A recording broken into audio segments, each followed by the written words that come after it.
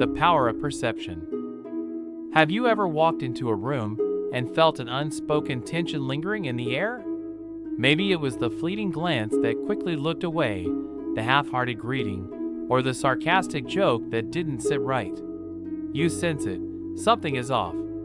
But is it real? Or is it just your mind playing tricks on you? Perception is a powerful force. It shapes the way we experience the world, influences our emotions, and dictates our reactions. In Stoicism, we are taught that external events do not disturb us. Rather, it is our interpretation of these events that causes distress. This idea finds resonance in Buddhist philosophy as well. The Buddha taught that suffering arises not from reality itself, but from our attachment to our interpretations of reality. The illusion of dislike. Imagine this: you're at a gathering, and you notice a colleague avoiding eye contact. You recall past interactions, some of them cold, others indifferent. Your mind starts constructing a narrative. Perhaps they dislike me.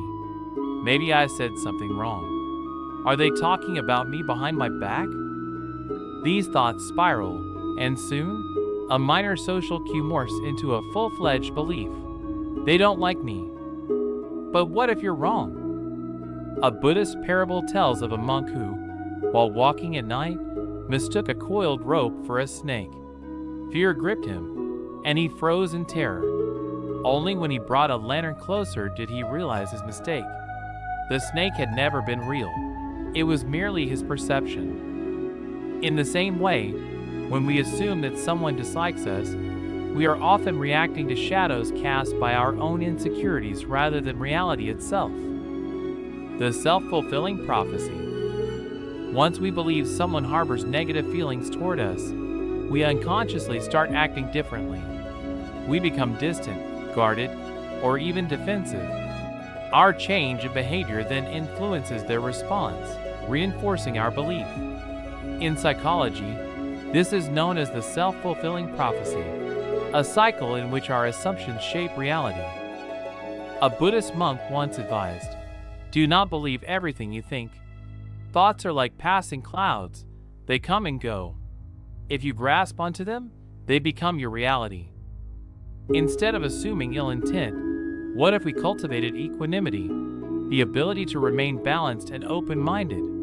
What if, instead of reacting to perceived slights, we paused and asked ourselves, is this perception based on fact or assumption? How to handle perceived dislike with wisdom. 1. Pause before reacting. The next time you sense someone's coldness, take a breath. Instead of reacting emotionally, observe your thoughts. Are you interpreting their behavior based on past biases? 2. Seek clarification. Instead of assuming the worst, practice direct but gentle communication. Sometimes, what we perceive as dislike is merely another person's distraction or stress unrelated to us. 3. Detach from assumptions. In both Stoicism and Buddhism, detachment from assumptions leads to inner peace. Recognizing that we do not control others' thoughts, only our own reactions, is key to freedom from unnecessary suffering. A final lesson. A Zen master once said, "When the mind is clouded, even clear water appears murky. When the mind is still, even muddy water settles into clarity." Our perceptions are not always accurate. Instead of being prisoners of our assumptions, we must cultivate awareness and understanding. By doing so, we free ourselves from needless suffering and open the door to a life guided by wisdom rather than emotion. So, the next time you walk into a room and feel tension, ask yourself, is this reality, or is it merely my perception? The answer might surprise you. A personal story. When silence speaks louder than words. There are moments in life when words are unnecessary. Silence, subtle gestures, or small omissions can communicate far more than direct statements ever could. Sometimes, this unspoken language is a sign of admiration, respect, or thoughtfulness. Other times, it hints at something more unsettling, disapproval, resentment, or even quiet animosity. I learned this lesson the hard way. The friendly facade. Years ago, I worked closely with a colleague. At first, everything seemed perfectly fine. We exchanged friendly conversations, shared jokes over coffee, and collaborated on important projects. From the outside, our working relationship appeared to be built on mutual respect and camaraderie. But over time, subtle shifts began to surface, so subtle that I initially brushed them off as coincidences. It started with sarcastic remarks disguised as jokes. A casual, "Oh, I guess some people have all the luck," when I received a compliment on my work.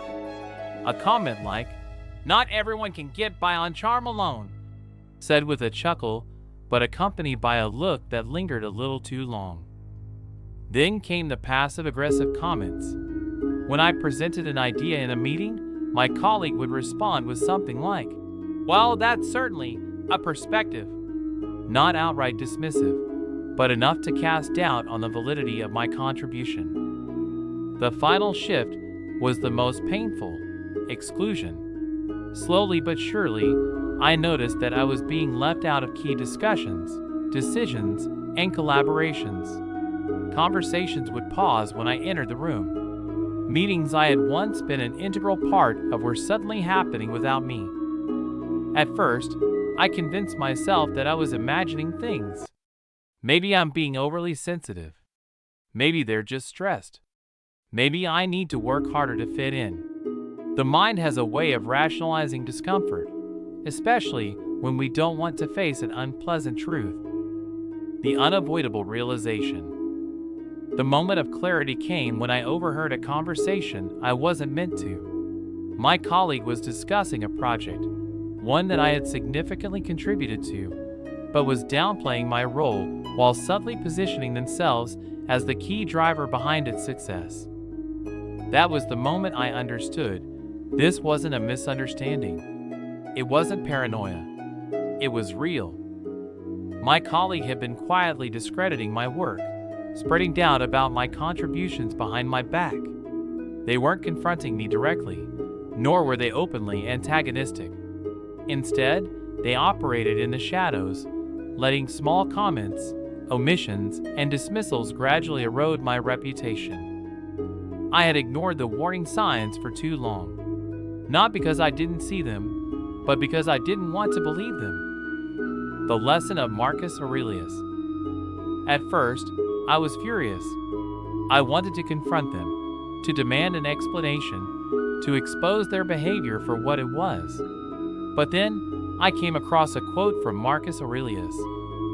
"If someone despises me, that is their problem. My only concern is whether I am acting justly." This struck me deeply. I realized that I could not control how someone felt about me. I could not force them to respect me, to be fair, or to acknowledge my contributions. But I could control how I responded. Instead of engaging in a battle of egos, I chose a different approach. I focused on my work, ensuring that my contributions were undeniable. I strengthened my professional relationships with others who recognized my value. And most importantly, I stopped seeking validation from someone who had already made up their mind about me. In time, the truth became evident to those around us. The colleague who had worked so hard to undermine me ultimately exposed themselves through their own actions. Their need to diminish others only highlighted their own insecurities. When silence becomes your teacher. This experience taught me that silence speaks volumes. When someone suddenly distances themselves from you, when their words carry an undercurrent of resentment, or when they exclude you from their world, pay attention. These are not coincidences. They are signals. However, knowing when to respond and when to let go is equally important. Not every battle is worth fighting. Not every slight requires retaliation. Sometimes, the best response is simply to carry on with integrity, to let your actions speak louder than words. The world is filled with people who will doubt, criticize, or even resent you. But at the end of the day, Your self-worth is not determined by their opinions. It is defined by how you choose to rise above them. So, the next time you sense an unspoken tension, don't ignore it, but also, don't let it consume you. Observe, learn, and then decide, is this worth my energy, or is my silence the most powerful response? Understanding the signs without reacting emotionally. In life, we often encounter situations where people's actions and words seem to carry hidden meanings. A friend suddenly grows distant, a colleague makes passive-aggressive remarks, or a loved one gives the silent treatment. Our instinctive reaction is often emotional, hurt, confusion, or even anger. But what if we could approach these situations differently?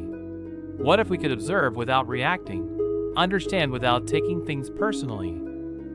The ancient Stoics believed that emotions cloud judgment. They taught that true wisdom lies in maintaining emotional clarity, recognizing external events for what they are, and responding with reason rather than impulse.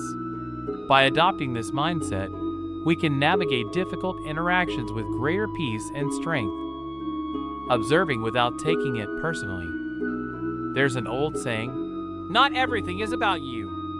But when we sense negativity from others, we often assume it is. If someone avoids eye contact, we wonder if they are upset with us. If a friend stops responding to messages, we question what we did wrong. If a coworker makes a sarcastic remark, we take it as an attack. But the truth is, people's actions are often reflections of their own internal struggles, not judgments about us. Epictetus, the Stoic philosopher, wisely said, "It's not what happens to you, but how you react to it that matters." This means that when faced with subtle signs of resentment, exclusion, or negativity, our power lies in how we interpret and how we choose to respond. Consider this. A colleague who always used to greet you with enthusiasm now barely acknowledges your presence. Your first reaction might be disappointment or irritation. But rather than immediately assuming ill intent, ask yourself, could they be dealing with personal stress? Might they be preoccupied with their own thoughts? Is there any clear reason for their change in behavior, or is it just my perception? By shifting our mindset from, "Why are they treating me this way?" to, "What might be happening in their life?" we remove unnecessary emotional distress and gain a more balanced perspective. Emotional detachment, the key to inner peace. Imagine standing on the shore, watching waves crash against the rocks. The waves are powerful, but they do not move the rocks.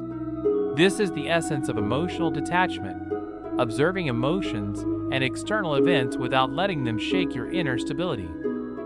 In daily interactions, people will have moods, opinions, and reactions that may seem directed at us.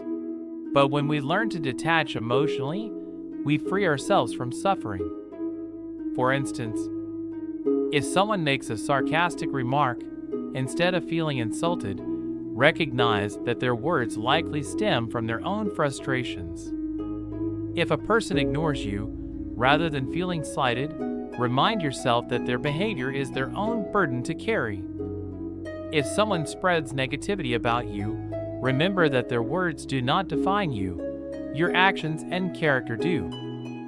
The great Stoic emperor Marcus Aurelius wrote in Meditations, "You have power over your mind, not outside events. Realize this, and you will find strength." This means that while we cannot control how others act, we can control how much power we give their actions over us. Focusing only on what you can control. A fundamental principle of Stoicism is focusing on what we can control and letting go of what we cannot. You cannot control whether someone likes or dislikes you, how others interpret your words and actions, whether people treat you fairly, but you can control your perception of the situation, your response to negativity, your ability to let go and move forward. The moment we detach from the need for approval, we gain freedom. If someone resents you, That is their burden. If someone spreads negativity, that reflects their state of mind, not yours. You are not responsible for how others perceive you. You are only responsible for your own actions and character. A story of perspective. A Zen parable beautifully illustrates this mindset. A man once came to a wise master, deeply upset. "Master," he said, "someone insulted me. He spread lies about me to others. How can I make him stop?" The master smiled and asked, "If someone offers you a gift, but you refuse to take it, who does the gift belong to?" The man hesitated. "To the giver, I suppose." "Exactly," the master said. "The same is true for insults and negativity. If you do not accept them, they do not belong to you." This story reminds us that when people act with negativity, whether through subtle actions, words, or exclusion, we have a choice. We can take it personally and suffer, or we can refuse to accept their negativity as our burden. Choosing peace over reaction. There is great power in remaining calm in the face of hostility. When we react emotionally, we hand over control to others. But when we maintain our inner peace, we remain the masters of our own lives. So the next time you sense resentment, exclusion, or passive aggression, pause and ask yourself, am I making assumptions about their actions? Is this about me, or could it be their own internal struggle? How can I respond with wisdom instead of emotion? By learning to observe without reacting, by detaching emotionally, and by focusing only on what we can control, we free ourselves from unnecessary suffering.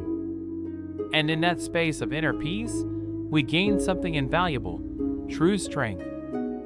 Applying Stoic wisdom, address or ignore. Once we recognize signs of hidden resentment or passive-aggressive behavior, a crucial question arises. Should we address the issue or simply let it go? Many of us have faced this dilemma. A friend grows distant, a colleague subtly undermines us, or a family member harbors unspoken frustrations. The natural instinct is to react, to demand explanations, to clear the air, or to seek reassurance. But is this always the best approach?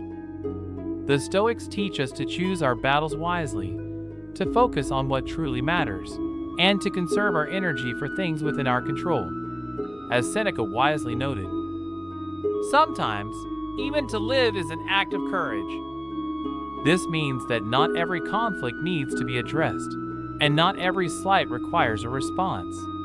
Wisdom lies in knowing when to engage and when to walk away. Understanding the two paths, address or ignore. When faced with hidden resentment, we generally have two options. 1. Address the issue with a calm and reasoned approach. 2. Ignore the negativity and remain unaffected. Each choice has its time and place. The key is discernment, understanding when a situation requires engagement and when silence is the best response. 1. When to address the issue. There are times when ignoring resentment can lead to bigger problems. If someone's negativity begins to affect your well-being, reputation, or important relationships, a direct but calm conversation may be necessary. For example, if a coworker is spreading false information that impacts your work. If a friend's coldness creates misunderstandings that damage the relationship. If a family member's passive-aggressive behavior is causing ongoing tension. In these cases, a thoughtful and measured approach can clear the air. The Stoics emphasize maintaining control over our emotions while addressing conflicts. Instead of reacting with frustration, approach the situation with reason and composure. Marcus Aurelius advises, when you are offended at any man's fault, turn to yourself and study your own failings. Then you will forget your anger. This reminds us that before addressing conflict, we should check our own emotions. Are we reacting out of ego, or do we truly seek resolution? Are we approaching with an open heart, or are we looking to prove a point?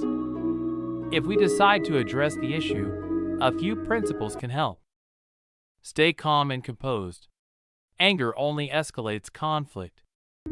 Use I statements. Instead of, "You never respect me," say, "I feel that our communication has changed, and I want to understand why." Be willing to listen. Sometimes, the root of resentment is deeper than we assume. 2. When to ignore and move on. In many cases, the best response is no response at all. If someone is passive-aggressive, but not directly harming you. If a person silently disapproves of you, but does not confront you. If resentment comes from jealousy, insecurity, or misunderstandings that are not worth resolving. A Stoic does not seek unnecessary validation. If you are living with integrity, then the opinions of others should not determine your peace of mind. What others think of you is their business, not yours. As Epictetus teaches, if someone speaks ill of you, do not defend yourself against their accusations. Instead, reply, "Yes, and he does not know the half of it."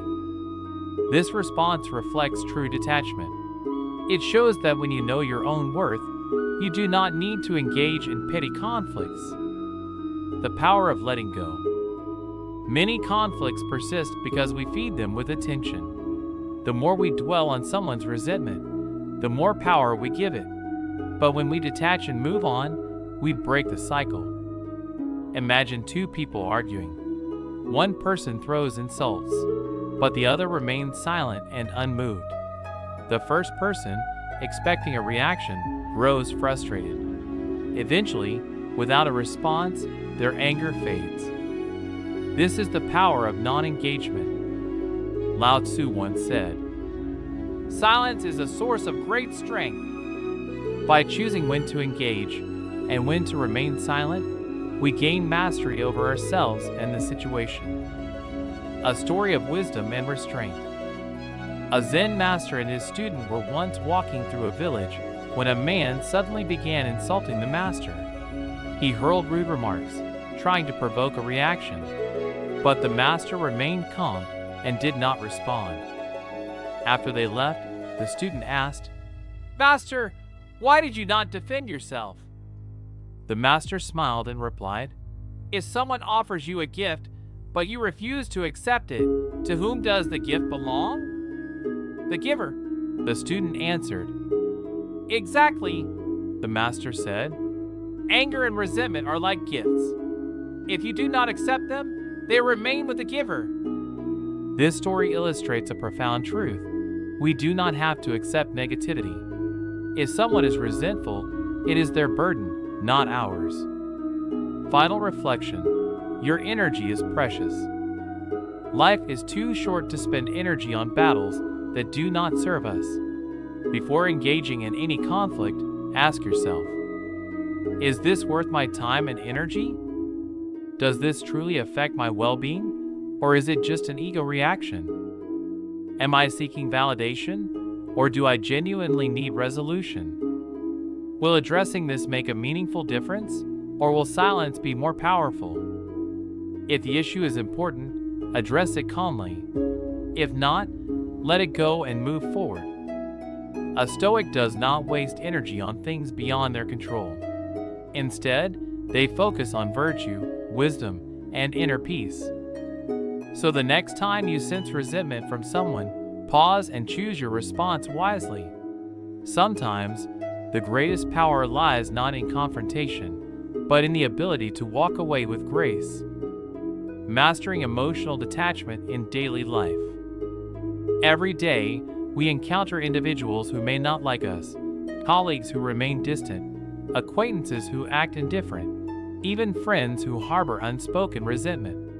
It's easy to let these moments affect us, to wonder what we did wrong, or to try to win their approval.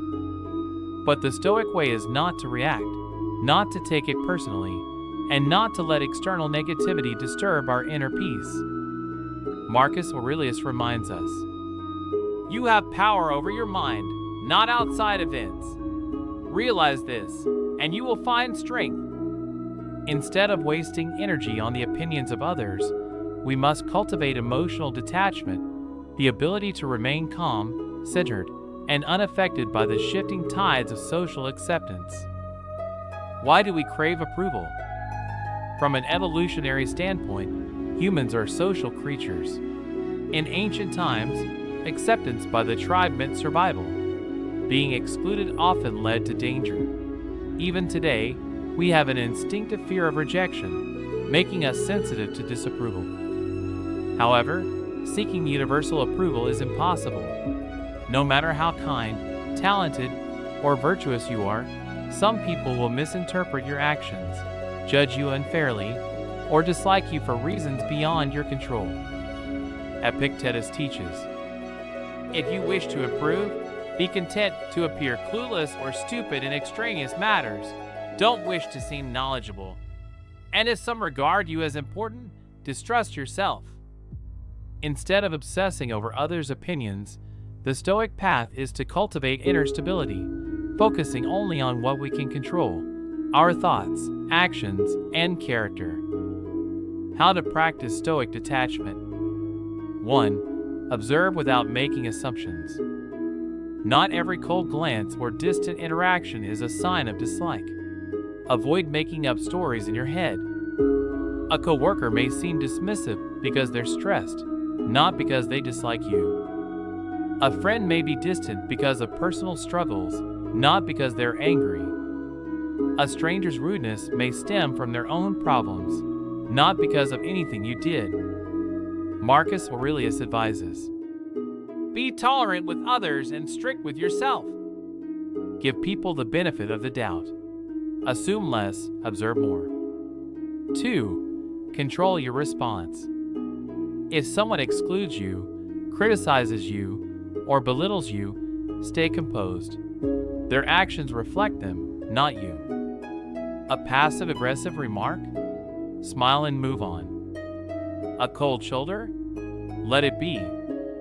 Someone trying to provoke a reaction? Give them none. By refusing to react emotionally, you maintain power over yourself. The moment you let someone else's behavior dictate your emotions, you become their prisoner.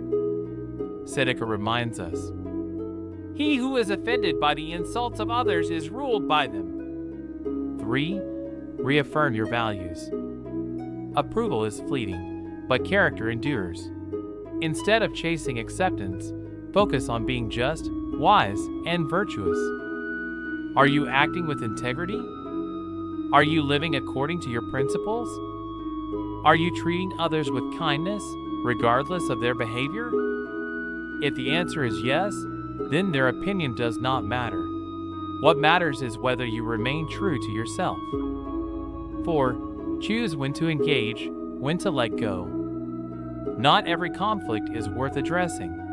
Some tensions require confrontation, but many are best ignored.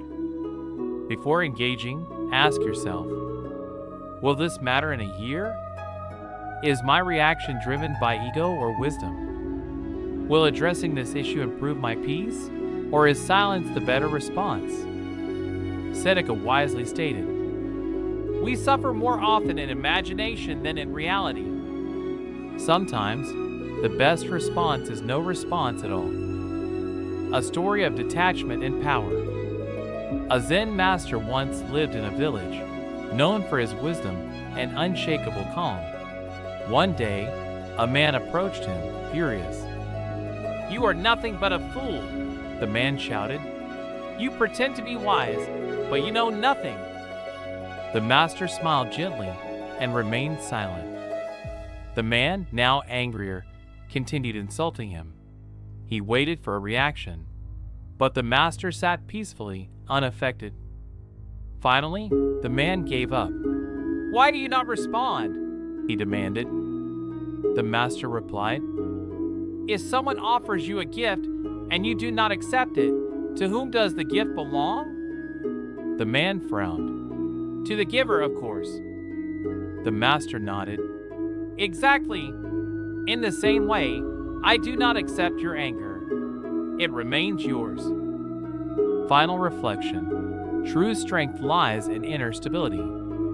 In a world full of unspoken judgments, silent disapproval, and hidden resentment, the real question is not, do they like me?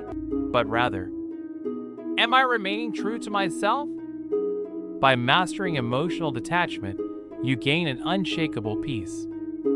Observe, but do not assume. Respond with wisdom, not emotion. Focus on what you can control.